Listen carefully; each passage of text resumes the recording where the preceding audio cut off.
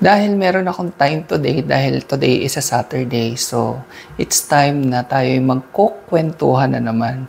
At for today, ang ating iluluto ay ginisang giniling ba ang tawag dito? Basta yung may carrots, patatas, ganyan. Pero syempre, ang gagamitin natin giniling ay unmeat. Tapos, supposedly vegan sana to kung nakabili rin ako ng vegan sausage. Meron din yung unmeat. Kaso wala eh. Ang meron lang kami ay fish sausage. So, sa mga vegan na nanonood, pwede nyo namang tanggalin, or kung meron kayong vegan na unmeat sausage, pwede din yun. So, ito yung unmeat na burger patties, yung ating gagawing giniling. Tapos, ito yung fish sausage. Bangus to, gawa sa bangus. Binibili namin sa SNR. Tapos yan, bawang, sibuyas, kamatis, siling haba. Kung meron kayong bell pepper, mas masarap. Kaso wala eh.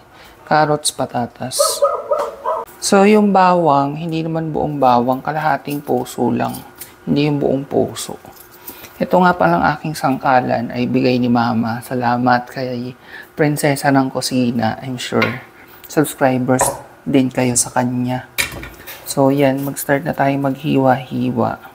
Since yamang ito naman ay kukwentuhan. So, bear with me kung magiging mahaba to kasi. Pati habang naghihiwa, kasama kayo. So, ang naisip kong pagkwentuhan ay yung kung magkano ba yung inabot ng pagpapagawa ng bahay kasi may nagtatanong nun. Hindi ko pa nasasagot eh. Actually, yung initial na budget nung unang present sa amin sa Bulacan ay 3.3. That time, to be honest, yung natitira na lang sa pera namin ay 2M. Kasi, di ba bumili pa kami lupa dito? Yung lupa dito that time ay 500,000 ang 100 square meters. Una, 100 square meters lang muna yung binili namin. Tapos, na-convince kami na yung katabi namin, paghatian namin ng tita ko. So, tag 50 kami. So, bali, ang total na nagasto sa lupa ay 750K. Yan, so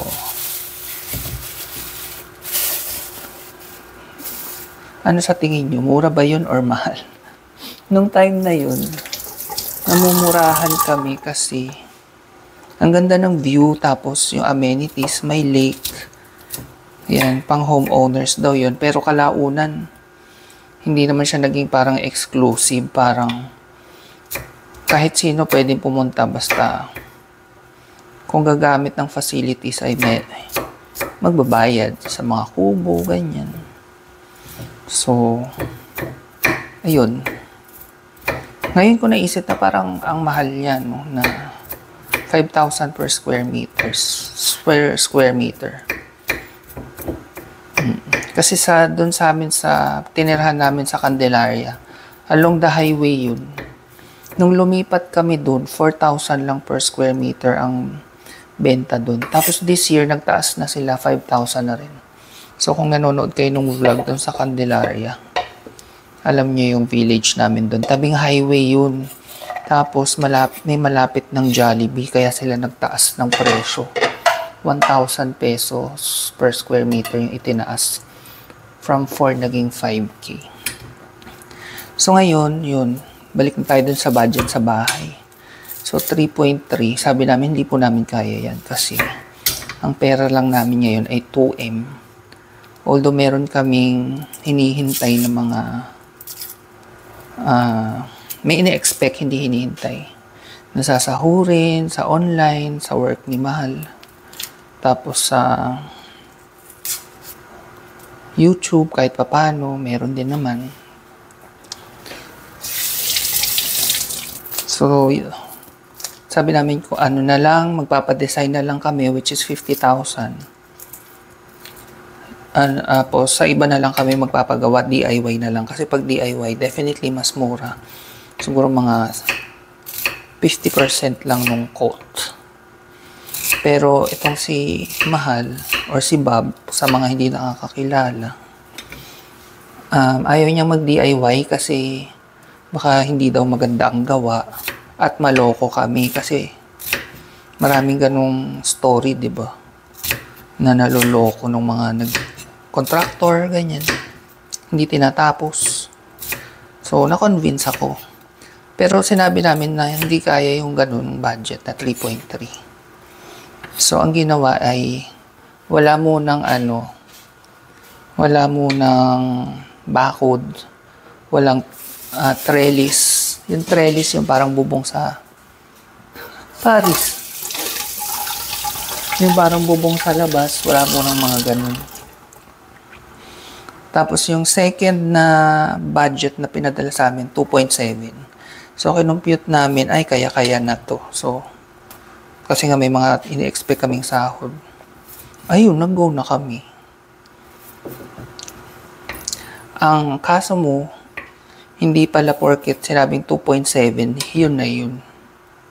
Dahil, syempre may mga additional expenses, tapos may mga upgrades na ginawa, maski na pala yung salamin ng bintana. Sobrang hindi lang na kami masaya dito sa nakuhang tagagawa ng bintana namin. Taga dito mismo, kapitbahay lang namin. Hindi maganda yung gawa nila. Ang ine-expect namin, pag nag-upgrade kami, mas maganda yung insulation. Wala.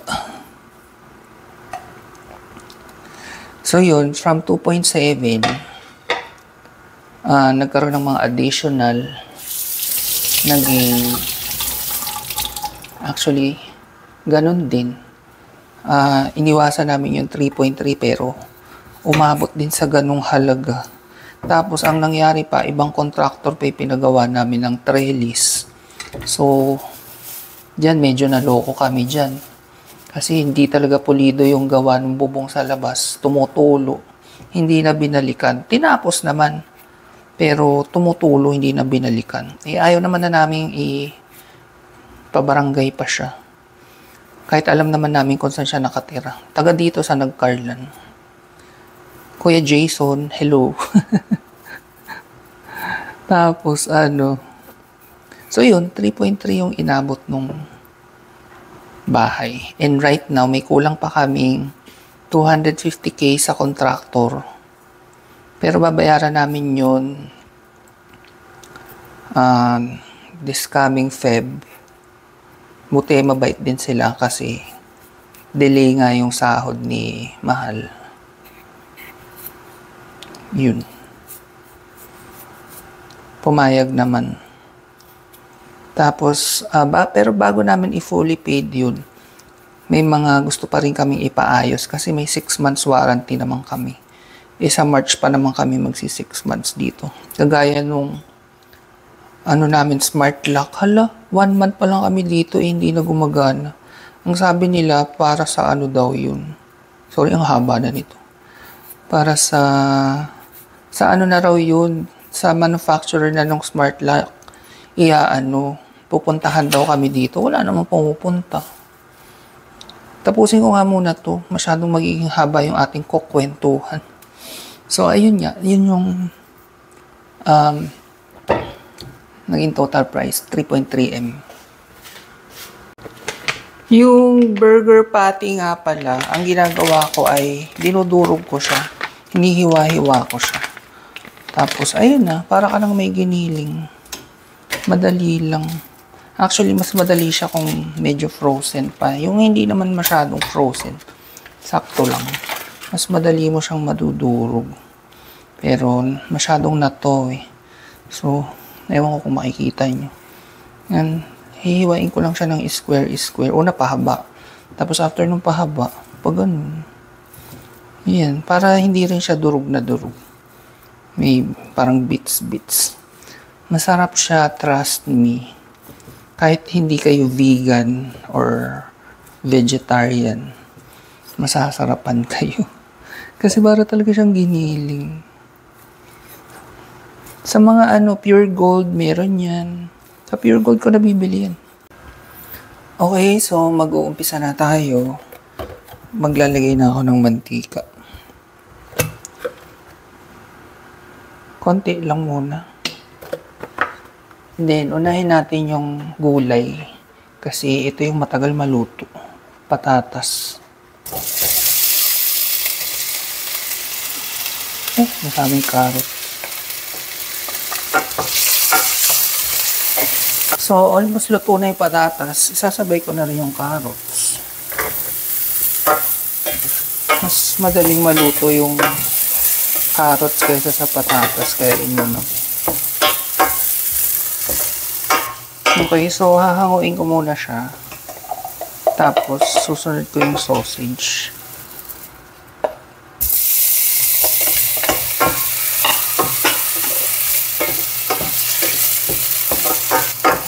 So yan, nag-brown na yung ating sausage. Pwede na nating hanguin. Magigisa na tayo. Yung iba naglalagay ng tomato sauce. Pwede rin yung ganun. Pero ako kamatis na lang. Tapos toyo, ganyan, or patis.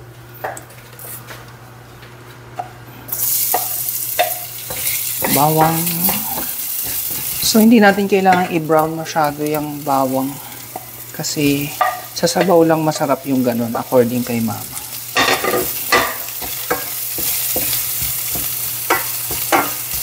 Lagay na rin natin yung kamatis. Lalagay ko na rin yung sili para madurog-durog na siya. Masarap kasi yung may anghang-anghang. Nahatsing yung mga babies. Kaamoy nung ginigisa. Hindi ko alam kung nakuha sa mic. So, dinudurog-durog ko yung kamatis. Tapos, biniyak ko sa gitna itong sili. Hindi, pwede na natin isunod itong unmeat na burger patty na ginawa kong parang ginili.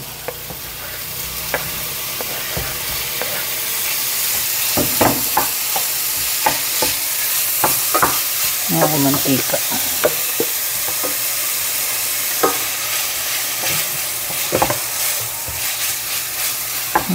Masarap naman sa ganito, mamantika.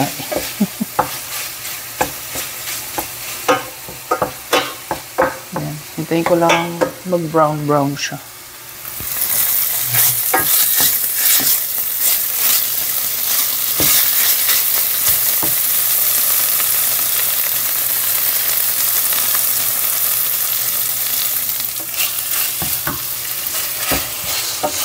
Iyan, pwede na to. Basta na-prito naman na siya. So, lalagay ko na lahat. Pwede rin kayo maglagay dito ng nilagang itlog. Masarap. Baka, kaso nag-egg sandwich na kami kaninang maga. Okay na to. Then, lagyan natin paminta. Naan ko lang.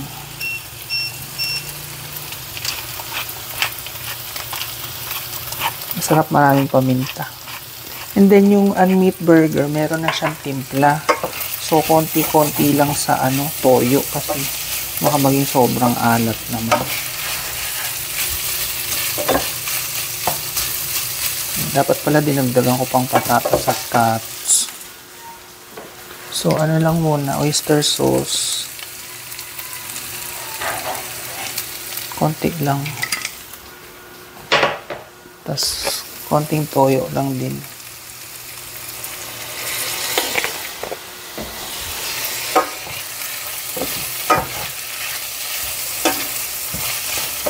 Yan na. Nagmamantika ang ating ginisang giniling.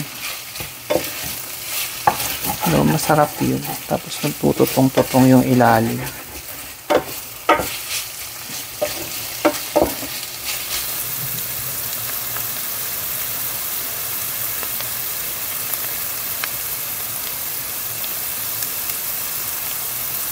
Okay, kakain na kami. Yan ay ating giniling. Tapos masarap siyang ternohan ng patis na may sili. Tapos yung sili, dudurugin ganyan. Kasi masarap siya yung maanghang-anghang.